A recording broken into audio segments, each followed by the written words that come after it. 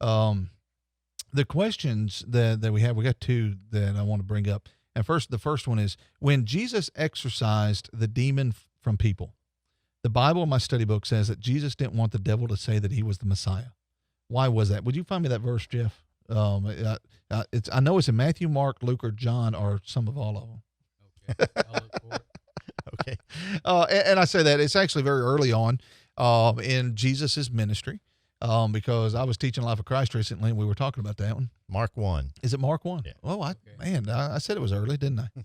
All right. In Mark chapter 1, we had that. And what he does is he casts out the demons, but he says the demon starts to speak of who he is. And he tells him, he silences him because he doesn't want him testifying of him. And so the question is, why would he say, don't say that he's the Messiah? We need to understand a couple things. The first and foremost is if you want somebody testifying of you, you don't want the worst crook in town speaking up on your behalf. That's exactly right. You know, if I'm going to be on trial and I need somebody speaking on my behalf, Troy, you, Jeff, Ray are welcome any day. But the guy that just got out of the clinker, he might not be the best to testify as a character witness. And so when you think about a demon testifying on his behalf, that would not have helped the situation. So that's number one. The second that I would say is that Jesus was very selective in his early ministry. And remember, this is his early ministry because you have, man, I told you my brain's not working well tonight. But you got the early Galilean ministry. You have him going down into Judah, coming back to Galilee. Perea. Yeah. And they're being, and Jesus is doing these things, and he doesn't reveal himself immediately. Now, people ought to recognize because of the miracles and the teachings and things of that nature.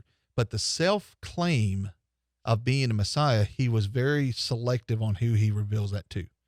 And part of the reason for that is if he had testified of that early on in the ministry, we wouldn't be reading of the rest of his ministry because they were looking for a claim. Remember, even in the trial, he was hesitant at what point he was going to assert being the Son of God, because to them, you know, they couldn't argue whenever he's doing it by power. And there's a reason they would come. I think it's Mark 11 when they say, by what authority do you do these things?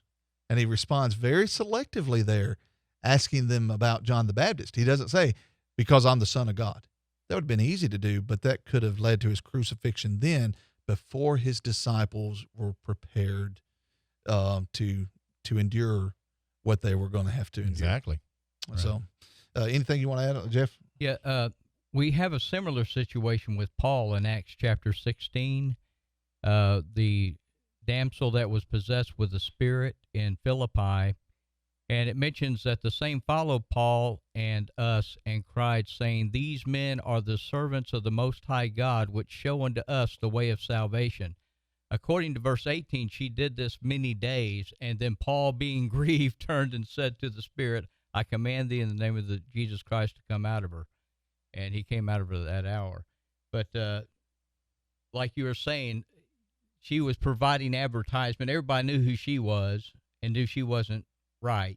And here she is advertising who Paul is, and apparently in such a way that it grieved him over a period of time that he cast the demon out. And I think on that one it's more frustration. Yeah. That Paul responds and just, I'm tired of this. Yeah. Yeah, in Jesus' case, I mean, he didn't do it just to demons. He did it to people also. He told several people he healed, don't tell anybody about this. Of course, they went and did it. Right. But why did he do that? Because there were already multitudes following him. And then by the time you get to the woman who had the blood issue, you remember that? Mm-hmm. She could hardly get to him because there were so many people. Oh, yes. You can imagine if everybody is broadcasting, his fame is going to grow as it is. But anyway, that's a great answer. Right. I got one more thing I'm going to add to that real quick, but let me just encourage you. Go ahead and submit your questions. You can submit them if you don't want to comment to questions@haveabiblequestion.com. because we got time to not only answer this next one, but another one. But I want to add on this is sometimes we forget that what Jesus was doing, and I kind of mentioned this moment, but what Jesus was doing was preparing his disciples. Yes. You know, he could have gone to the cross at any point in time and shed his blood. But that ministry of Jesus, and when you read, and over this last year in teaching the life of Christ and studying it in a chronological order, I almost didn't get that out. I was gonna say, use your words.